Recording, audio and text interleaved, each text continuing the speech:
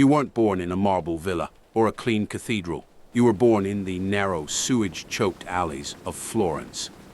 The year is 1348. The Great Mortality has arrived.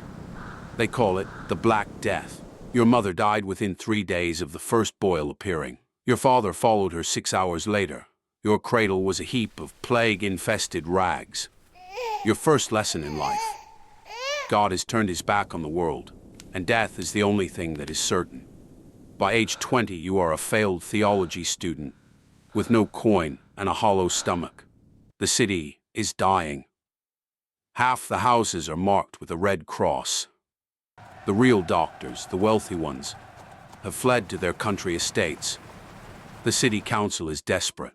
They are hiring anyone brave or suicidal enough to count the bodies. The pay is high, more than a knight earns, but the price is your soul. You signed the contract. You are now a medicus ad bubonis, a plague doctor. Welcome to reality. Your life is now a shadow behind a mask.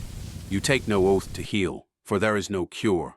Your oath is to the dead. You are an official of the state, a walking ghost, with the power to quarantine entire families and seize the property of the deceased.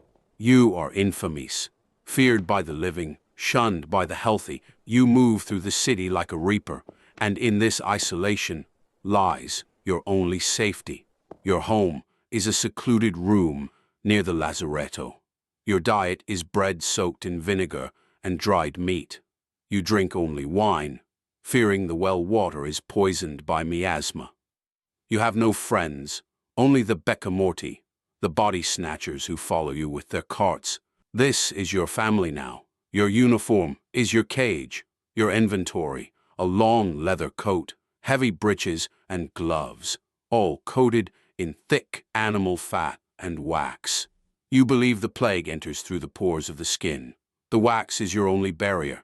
And then, the mask, a terrifying bird-like beak, 12 inches long. You fill the tip with theriac, a mixture of crushed roses, lavender, camphor, and ambergris. It is not for style. You believe the bad air carries the demon. The herbs are your filter. In this mask, your vision is distorted by 2 circles of red glass. You hear only your own heavy, filtered breathing and the rhythmic thud of your wooden cane. The morning rounds. The air is thick with the smell of burning sulfur and rotting flesh. It is the scent of a continent ending. You walk the empty streets, the silence broken only by the bells of the death carts. Bring out your dead. You enter a house. The darkness is absolute. You use your wooden cane to lift the bed sheets. You never touch the patient with your hands. You see the tokens, dark, swollen lymph nodes in the groin and armpits. Buboes. Some are the size of an apple. They are hard, hot, and pulsating with infection. Your medicine is a theater of the macabre. You lance the bubo with a scalpel.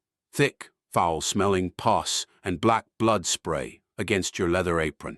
You apply a poultice of dried frog skin, onion, and human excrement. You know it won't work.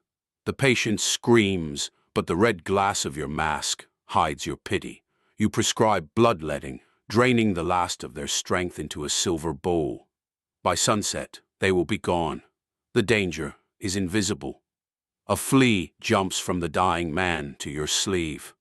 It seeks warmth, it finds the wax and slides off. This time you are lucky, but tomorrow a seam in your glove might tear, or you might lift your mask to wipe the sweat from your brow. One mistake, one breath of the miasma, and you become the patient. You watch as the world falls apart. Flagellants move through the streets, whipping themselves until their backs are raw, begging for a mercy that never comes. People blame the stars, the Jews, the beggars. You know better. It is simply the nature of the beast. You are the only one who looks the beast in the eye every day. Years of the Great Mortality turn you into a cynic. You've seen 20 million people die across Europe. You've seen kings rot and peasants thrive. You've seen mothers abandon their children. You have survived 3 outbreaks, but you are not a hero. You are a scavenger of the apocalypse. Your hands are stained with the ink of death certificates, and the grease of the dead. Your retirement is a lonely one. You are 60. You have a mountain of gold under your floorboards, taken from houses where no one was left to claim it. But your lungs are weak from the constant fumes of vinegar and sulfur. You sit in your room, still wearing your leather gloves by habit. You look at your Beak mask on the wall. It looks back with its red glass eyes. Statistics of your life: 15,000 Buboes lanced, 40,000 deaths witnessed, 250,000 gold florins earned, but no one to leave them to. Myths versus reality. Myth: the mask was a symbol of death. Reality: it was a 14th century gas mask designed for protection, not intimidation. Myth: plague doctors were highly skilled physicians. Reality: most were second-rate doctors, failed students, or tradesmen looking for high wages. Myth: the Black Death was cured by medicine. Reality: it ended because it ran out of people to kill, and through primitive quarantine measures. Philosophical conclusion: you were the border guard between life and the abyss. You provided the only thing the dying truly needed: a witness. You were the face of the nightmare, but also the only hand that didn't pull away.